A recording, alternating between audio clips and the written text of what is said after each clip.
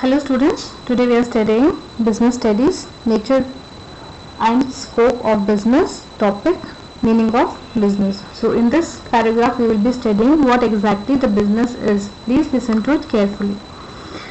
You find a variety of goods available in the market. You buy those goods as and when you require them. Do you know how these goods come to the market? Who makes these goods and who brings them to the market? Actually, all these goods are produced at some specific places. Then somebody brings these goods from the place of production to the place of distribution. Only then we are able to buy those goods and use them as per our requirement. So you know that we stay in city. Vegetables and fruits all are being produced in a very large distance, where we cannot go and purchase from that particular production house. So what happens is, there is certain people who take this responsibility of producing the goods, and that particular goods have been supplied by certain transportation to the place of distribution, and that place we call it as market. If you people have visited market, you see in a very large lane there are variety of fruits, variety of vegetables, variety of shops where you get so many things. So these all things are being purchased from different locations, and it is being bought together at one place where it is easy for the public to purchase the goods. Again, you must have observed some people are engaged in activities like transportation of goods and passengers, banking, insurance, advertising, supply of electricity, telephone, etc. These are all service activities and are performed by the people to earn their livelihood. So in the earlier video, as you had got the explanation about, there are different professionals. There are daily wagers, there are professionals, there are businessmen, and all those things. So we have seen, especially transportation, you see so many trucks, so many tempos are going with certain vegetables, fruits and things, and you see buses where public is going from one place to another place. Then banking, we go to bank to open our account or to deposit money, this, that, and all those things. This particular works are completely service based, so this is called public service. This activity is known as public service and are performed by people who wants to earn their livelihood. When you talk about livelihood, it's for their own expenses to survive in the society and to feed their own family members. In all the above activities, be it production, distribution, purchase or sale of goods and services, monetary gain is expected in each case, and also they are performed on a continuous basis. Thus, business refers to any human activity undertaken on a regular basis with the object to earn profit through production, distribution, sale or purchase of goods and services. So this is very important to understand. So in the above activities, what we have seen, one place a person is having a production house. There is another person who is distributing this particular, he'll buy the product from them and he'll get it to the market.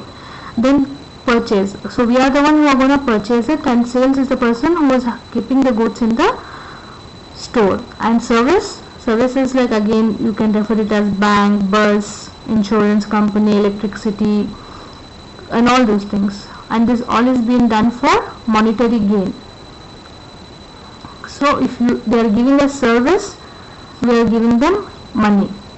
If they are giving us goods, again we are giving them money. So it is vice versa. What we want we will get, and what they want they will get. And this particular service is performed continuously. Thus, business refers to any human activity undertaken on a regular basis with the object to earn profit through production.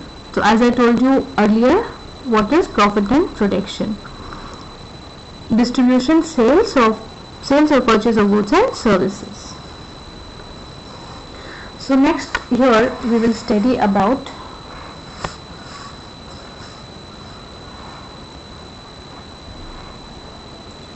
characteristics of business. The essential characteristics of business are as follows.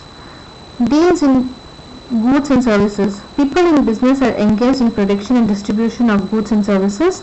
The goods may be consumer goods like bread, butter, milk, tea, etc., or capital goods like plant, machinery, equipment, etc.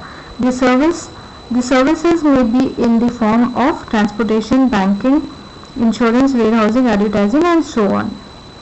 Sales or exchange of goods and services. If a person produces or buys a product for self-consumption or for gifting it to another, he is not engaged in business. But when he produces or buys goods to sell it to somebody, he is engaged in business. Thus, the goods and services produced or purchased must be exchanged for money or money for goods under barter system between the buyers and sellers. Without sale or exchange of goods, the activities cannot be treated as business. So what happens is, initially, sales or exchange of goods and services. When you talk about this particular thing, it is all about they produce a particular product and sell it to us so that they earn profit out of it. It can be that way, or there can be a barter system. When you talk about barter system, for example, if you have had a connection with your friends, especially, let me give a simple example of your friends. Now you have 2 pens and your friend is having 2 set of scale or pencil or whatever. So you people are exchanging. You are giving 1 pen to her and she is giving you 1 pencil. So instead of giving money, you people have exchanged your goods with each other. That particular process of changing one product with another product is called as barter system, where you don't get money but you get what you require. As per your requirement, this barter system can be taken off.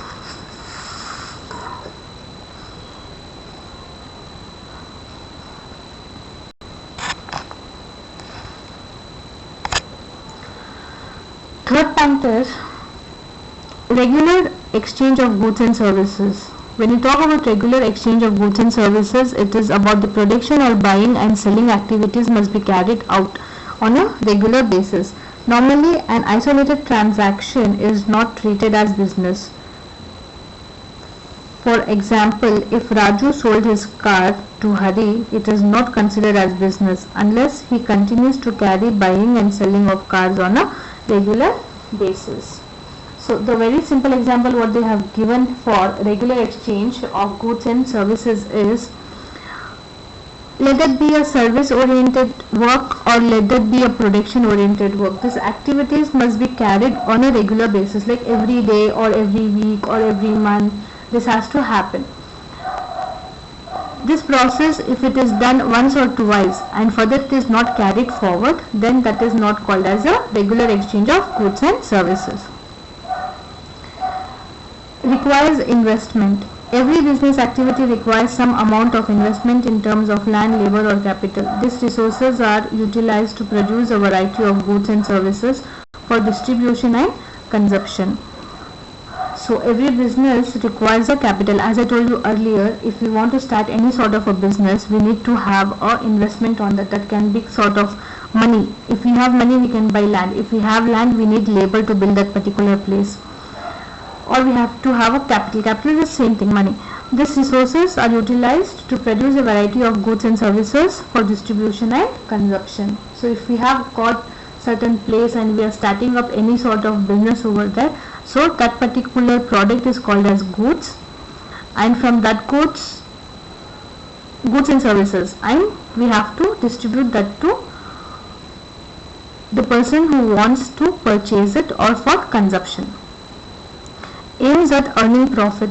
Business activities are performed with the primary objectives of earning income by way of profit. Without profit, it is not possible to survive for a long period. Earning of profit is also required to grow and expand the business. So the aim of starting up any sort of a business is to earn the profit. So until and unless you are not getting profit or benefit out of that particular business, there is no point opening a business. No, if you have spent certain money for that particular thing, you will obviously require to gain that money back. So that is the reason you have to earn profit by performing a particular act so that you can earn some money to survive. And if you are not getting any profit out of that business, then that is of no use. You cannot survive for a longer time in the society. You will go under loss, so that your business might get closed.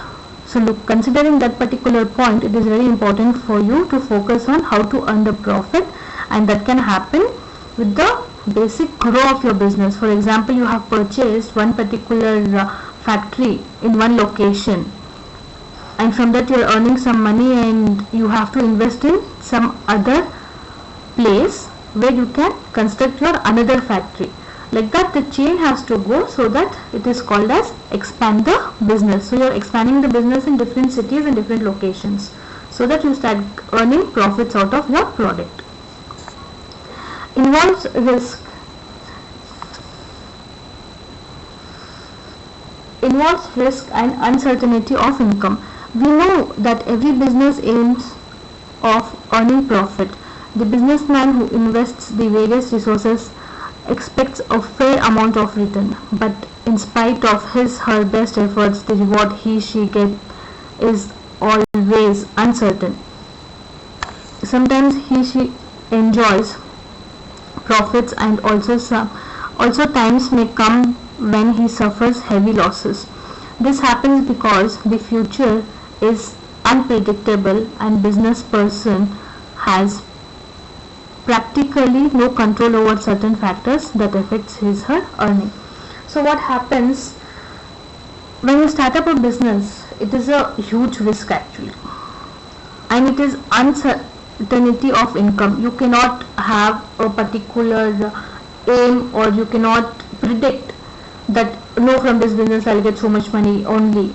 So you cannot predict that. It is completely unpredictable. So what is going to happen in the future, we never know. Sometimes what happens, if our product is good and the consumption of the product is very good from the public, then it increases the demand of production more, and we try selling it. And in case if that doesn't happen, so whatever product you have manufactured or whatever product you have produced will go for a waste. For example, a recent incident which had happened 2 months back. Mangoes had a very huge production this year, but due to lockdown, the mangoes were kept in the godowns. They were purchased and they were kept stored in the godown because there was no transportation. Everything, the entire country was under lockdown. Especially talking about Karnataka itself, the state was in lockdown. So we could not get the proper product from the producer to the market, because even markets were closed. They were open only for certain hours, like 2 to 3 hours, and there were no transportation where people can go or buy, or they can take it from the go down. There was no facilities available. So what happened, that all the mangoes which were kept in the go down went for the loss in the sense that got spoiled. As days were passing, all the mangoes got spoiled. There were approximately of 10 trucks. In one truck there will be more than 10,000 kgs. So 10 trucks in the sense 1 lakh approximately. So all these mangoes were wasted. So the person who had invested his money in producing this particular mangoes, storing them, and he could not get those mangoes to the market. So all that profit what he could earn and whatever he had initially invested in the production of those mangoes all went wasted. This is the recent example what I am giving you. So this is how you have to be very open-minded and very confident, and you have to be very strong also if you are not able to get that particular business run, and if you face losses. And if you are getting profits, obviously you will enjoy that. So this is how This is how it involves risk and uncertainty of income in any sort of a business. Now the next point over here is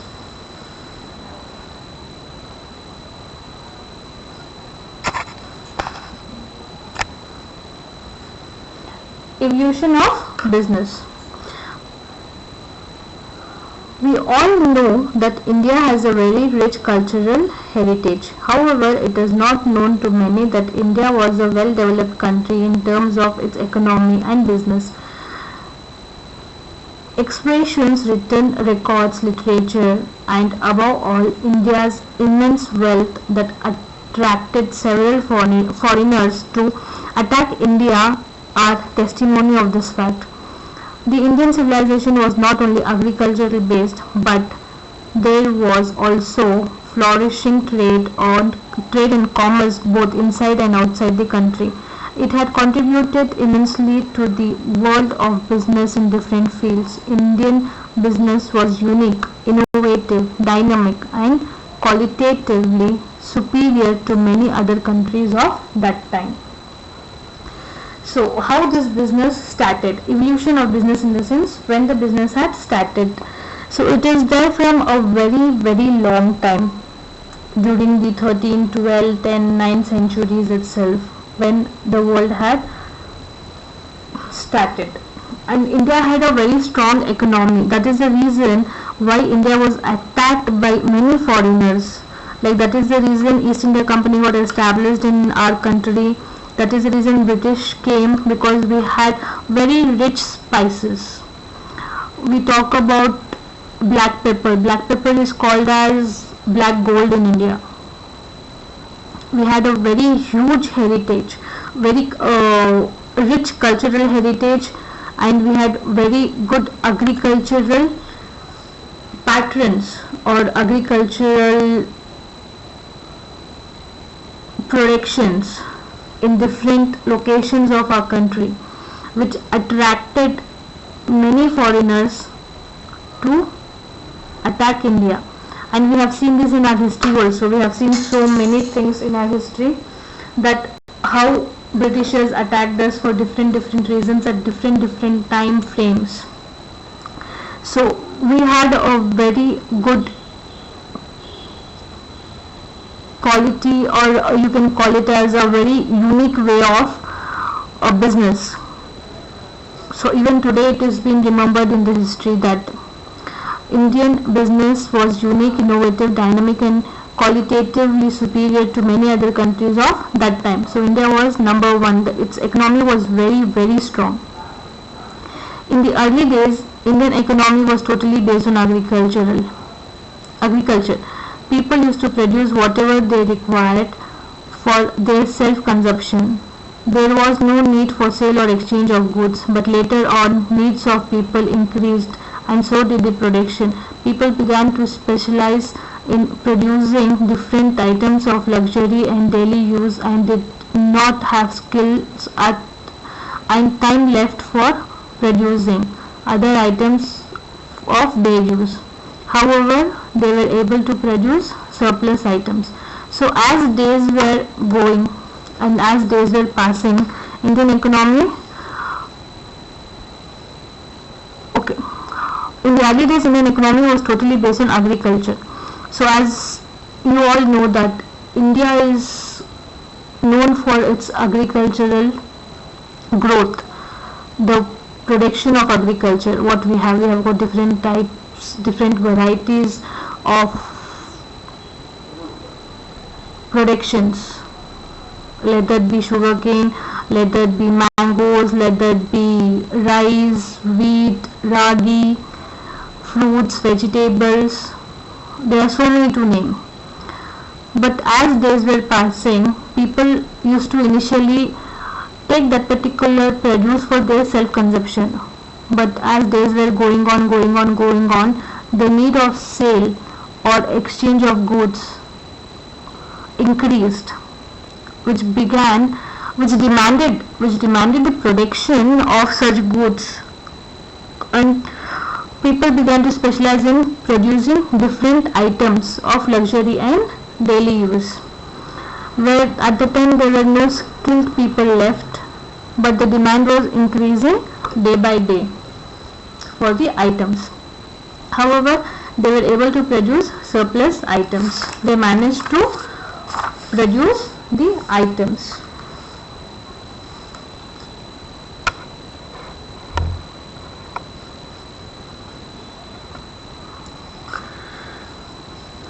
With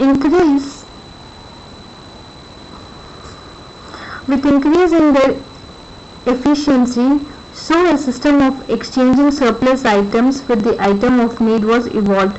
This was the beginning of trade. So what happened?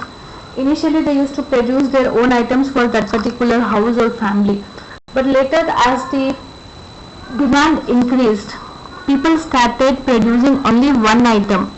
Like for example, one person used to produce only wheat, one person used to produce only rice, one person used to produce vegetables, one person used to produce fruits, and all those things. They started specializing themselves in one product, so that this particular production started to be exchanged with each other. So the person who had wheat, he exchanged that with rice because he wanted rice, and the person who had rice, if he wanted wheat, he used to exchange with that, and so on. Things were going on. So this is the beginning of trade. It is normally understood that India has progressed a great deal in the modern time, especially after independence in the field of business and trade. India has become a strong country in terms of industrial growth, so much so that we are able to produce almost all goods of our use indigenously. This, however, does not mean that there was no growth and development in this field. In the past,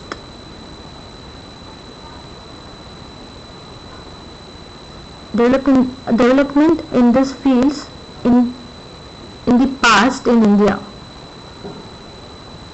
In fact, India has a very rich heritage in trade and commerce, which can make any Indian feel proud of.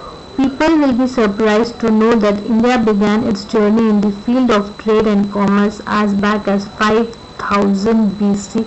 Historical evidence are there to prove that there were planned cities were available in India at that time, and Indian textile, jewelry and perfumes used to be admired by the people all over the world. So as we are studying how the business started in India, so here it shows that we have got a historical evidence which says that the Indian economy or the commerce or the trade or the business had started 500 BC years ago, which is a huge thing for India, whereas the Indian textile, jewelry and perfumes were used to be admired by people all over the world. Indian traders were using currency for business since a long time. So India is a country where the currency also was being used for business since a very long time. There used to be glitz to protect the interest of trades, artisans and producers. This is an indication of the complex development of trade and commerce in India. Apart from the strong network of internal trade routes, India has also established trade links with the Arabs and Central and Southeast Asia. India had been in the business of producing a number of metal items like brass and copper, idols, vessels, ornaments and pieces of decoration. So here what we study is that India had not only started its business or trade or the commerce back 5000 years ago, but also the Indian textile, jewelry and perfumes were admired by people all over the world, and Indian traders were using currency for business since a very long time,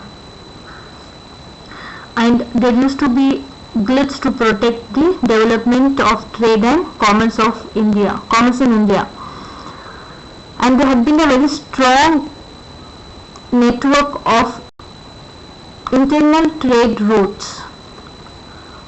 India had also established trade links with Arabs, Central and Southeast Asia.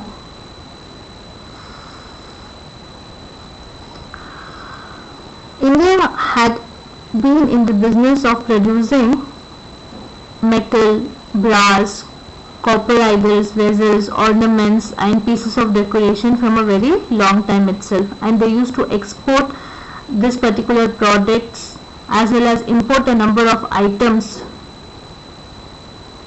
to and from different parts of the world.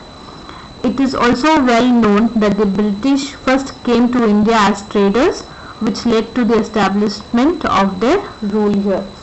So, as I told you, India was very rich, and its economic was very strong. It was economically very strong in those days, which attracted many foreigners. They came here for business, they wanted to establish their business, and they saw the functionality of the country, they saw how rich this country is. So, which attracted them, and they started coming to India as traders. But as they came as traders, and later what they did, they started establishing their own rules and regulations. They started implementing in different parts of the country where they saw the kingdom is weak, and there they started ruling on us, and they overpowered us. India has also contributed to the world of trade and business in a number of ways. The numerical system of calculation used even in the modern time was developed in India. So India was the country who found out the numerical system of calculation, even which is being used today by the people across the world. The joint family system and division of labor in business have evolved here. So you know that joint family, we all stay together like grandfather, grandmother, auntie, uncle, mother, father, sister, brothers, cousins, everybody. And division of labor in business, division of labor in the business in the sense head of the business, then you will have accountant, then you will have a manager to handle things, then you will have the staff members, then you will have the housekeeping, and so many things. So this is called division of a labor in any sort of a business. Have evolved here, which are practiced even today. The modern techniques of customer focused business has been an integral part of Indian business since a long time. So focusing on the customer business has been an integral part of Indian business since a very long time. Thus we can say that India has a rich heritage in trade and commerce, which has contributed to its growth. So here we conclude this particular part